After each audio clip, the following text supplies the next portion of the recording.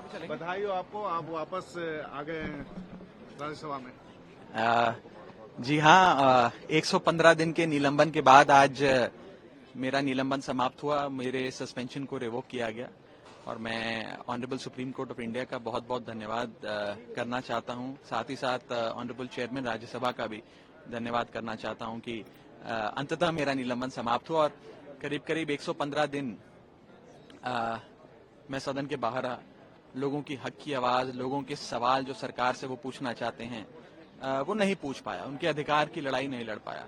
लेकिन देर आए दुरुस्त आए। अंततः सुप्रीम कोर्ट के हस्तक्षेप के बाद राज्यसभा में मेरा निलंबन समाप्त हुआ और न्याय हुआ मेरे साथ। और मैं बस दुआ यही करता हूं कि जितना प्यार, जितना सम्मान, आशीर्वाद, दुआएं लोगों ने पिछले 115 दिन में दी हैं, ऐसे ही अपनी दुआएं और साथ बनाए रखें तो हम सारे उतार चढ़ाव का जो हमारा समय है उसे हंसते खेलते काट देंगे और डट के लोगों के अधिकारों की लड़ाई लड़ेंगे। आज 115 दिन बाद जब मैं सदन के भीतर आया और एक महत्वपूर्ण बिल हाउस में लाया गया, उस पर भी आज मैंने जनता की ओर से, अपनी पार्टी आम आदमी पार्टी की ओर से बात रखी।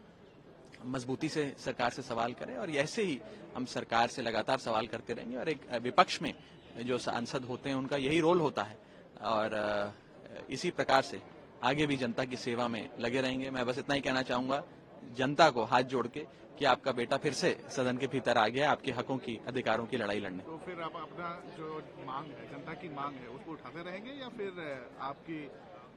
बिल्कुल बिल्कुल उठाते रहेंगे और आज ही मैंने सवाल कई ठोस सवाल सरकार से पूछे हैं। प्राइवेसी से संबंधित एक महत्वपूर्ण बिल और लेजिस्लेशन लाने का प्रयास सरकार कर रही थी उस विषय में। और 115 दिन तक जब मैं सस्पेंडेड रहा तो लोगों की बड़ी दुआएं और प्यार मिला। लोगों ने फोन कर करके, मैसेज डालकर, ईमेल डालकर, मुझसे मिलकर मुझे हौसला भी दिया, मेरी हौसला अफजाई भी करी और कहा कि डटे रहो, लड़ते रहो, अंततः न्याय होगा। और न्याय हुआ और मेरी 115 दिन के उपरांत सस्पेंशन समाप्त हुई है। मैं honourable supreme court of India को बहुत बहुत धन्यवाद देना चाहता हूं, ऑनरेबल चेयरमैन राज्यसभा को धन्यवाद देना चाहता हूं और सबसे ज्यादा अपने नेता अरविंद केजरीवाल जी को धन्यवाद देना चाहता हूं जो चट्टान की तरह मेरे साथ खड़े रहे। महुआ मोइत्रा भी अब इसी एक्सपेल्शन के तौर पे गुजर रही है, उनके ऊपर भी एथिक्स कमेटी ने अपनी रिपोर्ट लगा दी और आजकल जब भी हो उसके ऊपर एक बार आएगा जब एथिक्स कमेटी का रिपोर्ट सदन के भीतर, तभी उचित होगा उस पर कॉमेंट करना।